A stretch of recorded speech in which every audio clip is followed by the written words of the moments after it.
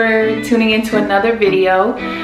If you're here, it's most likely because you are getting ready to relocate to a foreign country like I did, like we did, my family, or you're just genuinely curious about what this process is like, what it looks like, what it entails, and you just want to know more. So either way, thanks for tuning in. I won't be able to answer all of them, which is fine, but I want to try to get to most of them for you guys. So one of the first questions I got asked was, why are you leaving, or why did you leave the States to go to Okinawa, Japan? So for those of you who don't know, my husband is a United States Marine. Ooh, wow, he's a Marine. Our time was up in Cali. We had to get new orders, and this is where we were assigned. And you relocate and get restationed about every 3 years. That's on average, but they try to keep it on an every 3-year rotation for service members that do have families. So you're not just being uprooted every 12 months, every 18 months, stuff like that. So the average time we spend in a place every time we move is 3 years. We were coming up on our 3-year mark, and the funny thing is you don't get to choose where you're being stationed or assigned to next. So you pretty much, the service member has to communicate with what's called their monitor, and at the time that you are set to relocate and go somewhere, it's the monitor that ends up dealing with the service member directly one-on-one. And sometimes he can tell you, all I have is a duty station, Boonsville, Kentucky, or I have 2 options. I have something, you know, all the way on the East Coast and something out of the country. Which one would you prefer? So that's pretty much how it's done. You don't get to pick and choose where you go. The next question I had was, how are you allowed to live there? So sounds kind of crazy, right? Like, you can just live in any foreign country as you want. If you are just a civilian that's just traveling for leisure, normally you can't stay in a foreign country for more than 90 days, I believe it is. Don't quote me on that, but it's roughly around there. 90 days is the max you're allowed to stay in a country using your US passport. The military family, you know, because there is an agreement between the host country that we're in, as well as with the government and the armed forces, we basically, as dependents of a service member, we get put on what's called their orders, which are their official documents requesting their presence, as well as their family members' presence, to reside in this new place. And you do get orders whether you're going just from state to state or you're going into another country. You get put on these orders, and then essentially when you move out of the country, you end up having to apply for a very specific and separate passport. And this is the passport that allows you basically to reside in this place for 3 years or more at a time, however long the service member is there. So the service member does not have to get this passport. It is just the dependents. And this is what's known as the no-fee passport or the military passport. And it can't be used for travel purposes. I couldn't use that passport, you know, to go to like Thailand or something like that. This passport is just my permission ID to reside here in this foreign country, as long as my service member sponsored spouse is still here. And yes, the kids have to get one too. Where will you live? Great question. So there's only 2 options. Either stay on base if they have it, or you do have the option to stay off base.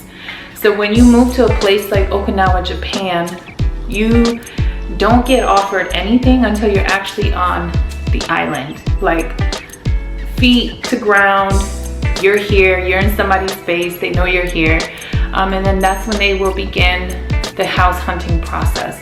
They want all of the service members and their families to reside on the military installation that they will be working at or near one. And before you can even consider the option of living out in town, the on-base facilities and homes actually have to be at a 90% capacity or something like that before they'll allow you to live off base.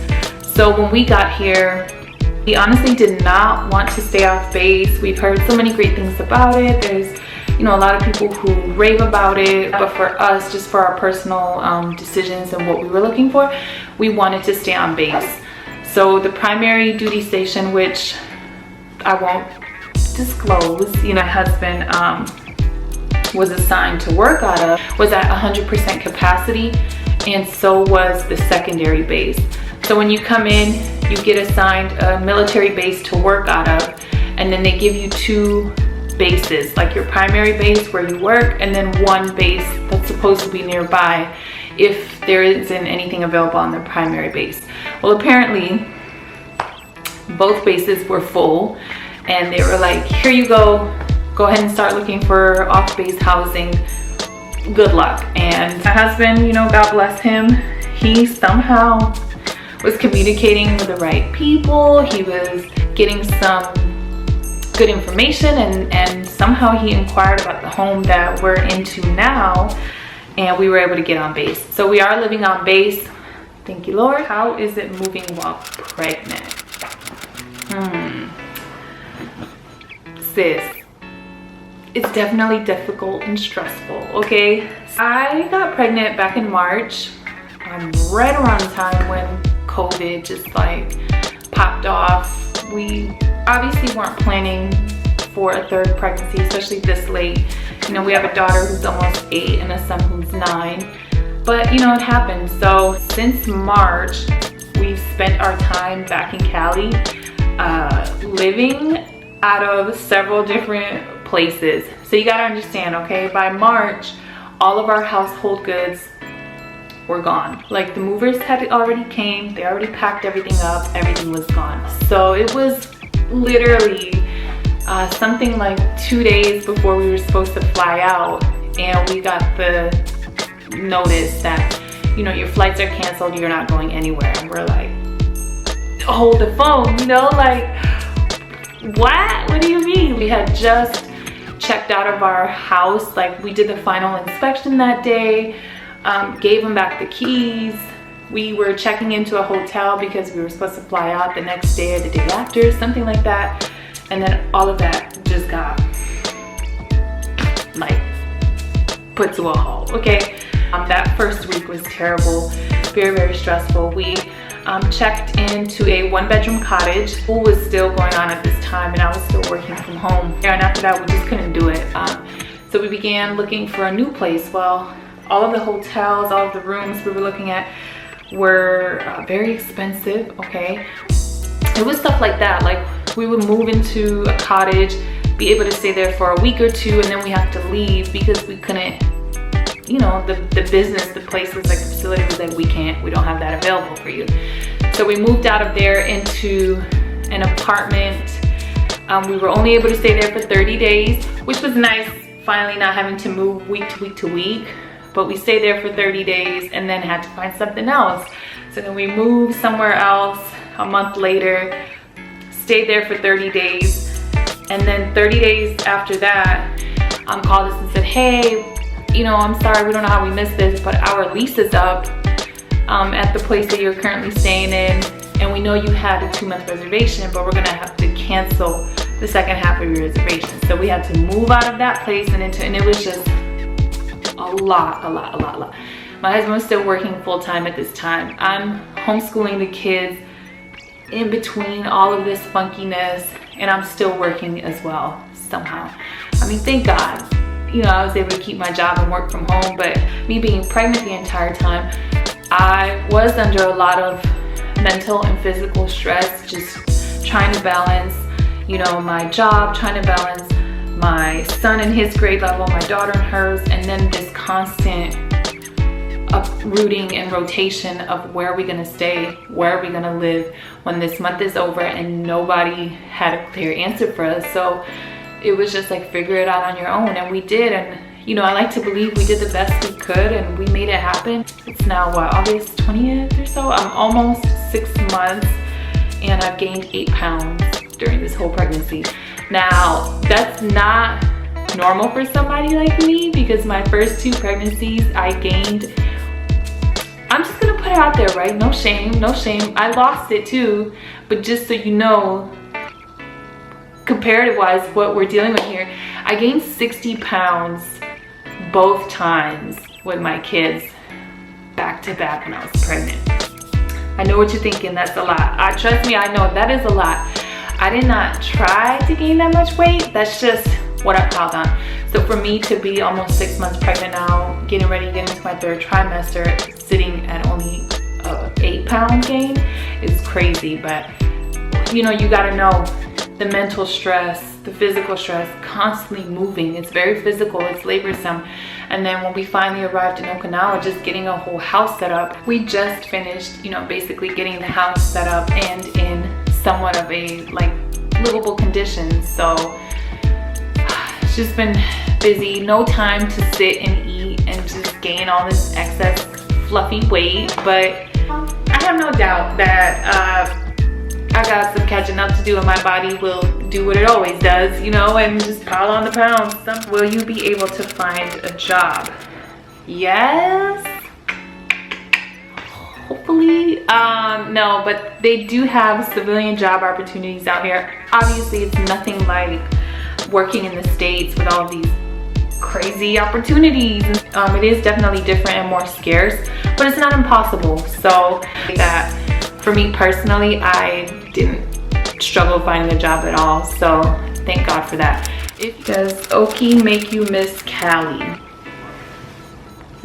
Yes, it does. There was just some new things I didn't expect to be dealing with when I moved out here that I now realize I took for granted in Cali. One of those was actually just the availability and ease of just getting good food. I mean, produce, white meat like chicken breast, ground turkey, avocados.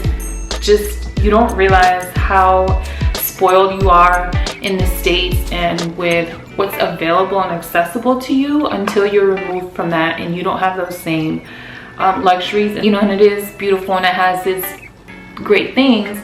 Unfortunately, the availability of fresh produce out here is limited and expensive.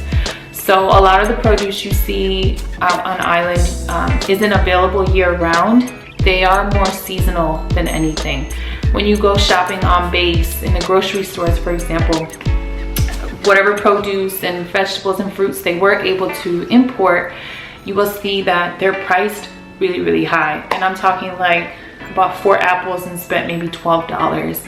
I've seen people pay, you know, 20, 30 bucks for just a piece of squash, like little things like that. So it's really hard to just easily find these things. It's not just like driving to the store on base or down the street from your house and getting what you need. It's not like that at all. You gotta go fish these things out, hit them at the right times, and hopefully be able to find what you want. Also, the meat is really funny. So chicken breast and ground turkey, the only chicken breast that you will see at the commissary where, like, you know, we do our grocery shopping is like Tyson. No hate to Tyson, we just personally don't eat that. So it's kind of like funny and unique to see that that was all they offered.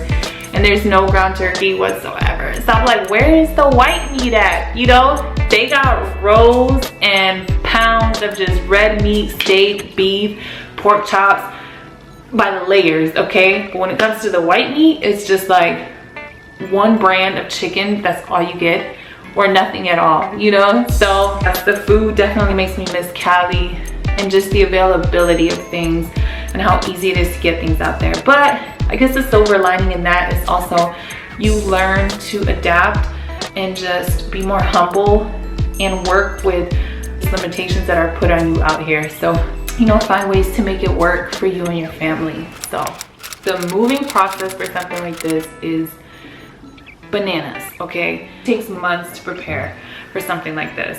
All about paperwork for these guys. So one of the first things you do when you get the orders is make sure everybody's on there, okay? Make sure all of your dependents, the people that are going with you, are on the orders as soon as you receive them. They need to be on there to go with you, number one. And two, when it comes to getting all of the secondary documents and forms you need the orders to basically be able to get the rest of these things. So when you're moving out here like this, every dependent of the service member that plans to go with him has to go through an overseas screening assessment that covers everything. It's a full internal and external health assessment of every single person that is going. On average, it takes people 1 to 2 months to get this screening completed. This includes proof of immunizations, getting immunizations that you need. It includes a physical assessment, it includes a dental assessment, it includes a mental assessment. If your child has any special like health needs, like if they have a special school program like an IEP, if they're an EFMP child, anything like that, they want to know all of this stuff. And like women, they even want, you know, your most recent pap smear, like they want everything. So you need to make sure that you have enough time to get this overseas screening package completed before you're supposed to leave, because if you don't, you're not going, boo-boo. Another thing you want to make sure is that your driver's license is up to date. And when you move here, you need to get their driver's license to drive out on the road, right? Which makes sense. They have different rules, they have different laws, regulations. You drive on the different side of the vehicle, you drive on the opposite side of the road. A lot of the signs are in Japanese. You're like, what does this mean? You know, when you're applying for a driver's license out here in Japan and they need your stateside license and it's expired, that's just one more thing now that you have to worry about and fix before you can get issued the Japanese driver's license. Another thing people tell you about is downsizing. Okinawa, Japan is not a big island at all. In total, it's somewhere around 65 miles long and something like 15 miles wide. People told us you definitely want to downsize.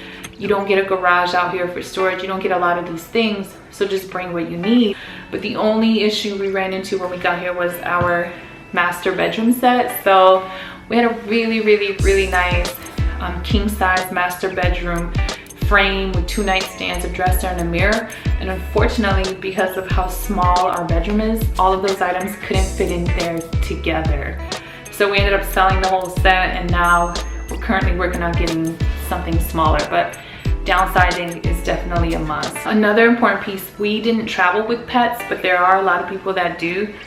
Getting your pets over here is literally just like bringing your family. For pets, no matter what it is, a cat, a dog, whatever you're allowed to bring, there are some restrictions on what animals you can bring on here, but your pets will need medical clearance before being approved for travel. And this pet health certificate has to be like within 2 weeks of travel, within 10 days or something like that. And then once everything is cleared, just the process of getting, you know, the airline approved crates for your animals travel. The flight is super long, so you're thinking about that. Probably want to get them some sleeping pills. Then when you finally get on the island, your pet has to go through another round of observation. People have been paying thousands and thousands of dollars just to get their animals out here with them.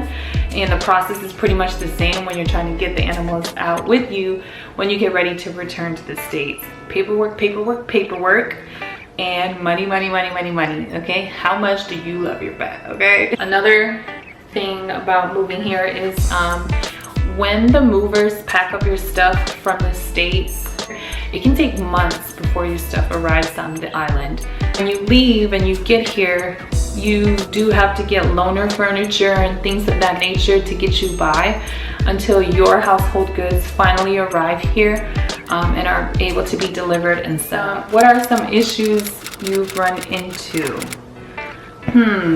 Language barrier would definitely have to be one. It is extremely difficult calling a business, trying to order food, go through the McDonald's drive-through, you know, to communicate with the locals. We were at a grocery store out in town and we were cashing out. Even the machine to put your credit card in is all Japanese, so you don't really know what you're clicking yes to, what you're doing. You know, they're asking you these questions, and you know, if you're nice and just kind of like passive a little bit, you just say yes to everything, but you don't really know what you're saying yes to. So the language barrier is a big one. Another one is definitely, you know, being so far away from family and friends. As I mentioned, I am pregnant. I'm due in December with our son. So it was really, really isolating just knowing that. And there's so many other women that do this too, that are in the lifestyle just like I am, that make this big of a trip and journey while pregnant with other kids, and you just accept that you're going to be alone for your pregnancy, for your birth, for the birth of your child. You're not going to have the same attention and fun, you know, with your pregnancy as you would in the States, like for a baby shower and things of that nature. So you really have to find like a good community of women and friends and other spouses and wives who are going through what you're going through, and just, you know, learn to lean on each other, because that's all you have. And if your spouses are in busy units where they're not here all the time, they're going to be gone a lot for weeks or months on end, it can be really, really, really lonely out here, and you almost feel like Gilligan's Island, like I'm stuck on an island and I don't have anybody or anything. So, oh my God, what do I do, you know? So I've been making like the best of it. I really try to stay optimistic and know that with everything there's a silver lining in all things, and not everything is, you know, the end all be all. So the last question I had is, what advice would you give somebody that's getting ready to come out here? My advice, especially to another spouse or wife or mother, would be to just plan and prepare in advance as much as you can. I try to think preventative, and I try not to be reactive too much. Shout out to my husband for that one, okay? You want to have a preventative mindset for a lot of things. So think about things that you could run into, potential problems, and then start working on setting up some type of system or things in place to prevent that from becoming a problem. So if you know you're coming out here, first thing I would, you know, recommend you guys do is definitely get all of the information you need from you know, your husband if he has it, but the sponsor as well if you have one already, and start figuring out what do I need to have done before we can move, and how far in advance can I get these things done. So as I was saying before, make sure your driver's license is up to date. Make sure you have your overseas screening health assessment completed. Make sure you apply for your no-fee passport sooner than later. Things like that. Make sure your kids' paperwork and stuff is good to go. Make sure your pet stuff is good to go. Start looking up Facebook groups already. Start joining them. Start, you know, conversating with some of the people that are already out here. So if you have any specific questions, you know, about what you can bring, what you should bring, what's the setup like, if you know what base you'll be on, things like that. So start seeking information very early on, so you can start anticipating how things will be and how things will go once you actually start that journey and process. Another piece of advice I would have to give is just stay optimistic. Know that not everything is going to happen perfectly. There will be bumps, you know, in the road and in your journey and process of getting here. Just be flexible. Be able to adjust where you need to if it's not that critical.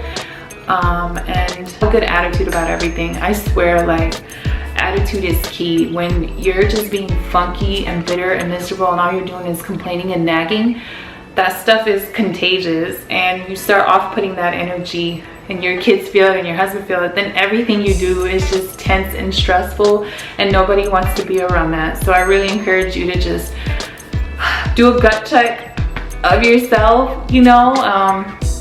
Make sure you're really like paying attention to what kind of vibe you're putting out there, and you'll find out like it's just a lot more peaceful and easier. You have a lot more peace within yourself, and things are easier to deal with when you feel more stable and in a good place mentally and spiritually. Have a good attitude, plan and prepare as much as you can, and then find things to keep you busy. Don't sulk and be idle in this new place, because you will fall into a depression. But just jump into new things, you know, try new hobbies, try new places, connect with other neighbors and friends that are living where you are. You know, there's a lot you can do to make the best of this situation and to take advantage of the opportunities. Get a job, go to school. It's crazy. Just know you're only here for a very small amount of time. So you want to be productive and you want to have fun. Blah, blah, blah. All right guys, thanks so much for sending in all of your questions. I hope that I was able to inform you, inspire, motivate, whatever the case may be. Just give you a little bit more detailed information on what it's like to make a move like this and what are some things you can expect and run into. And it also helps us all, I think, just sympathize and empathize what people in these kind of predicaments go through. So thank you for tuning into this video. I'll see you guys in the next one, and I hope you guys stay well, be well, and be blessed. Bye.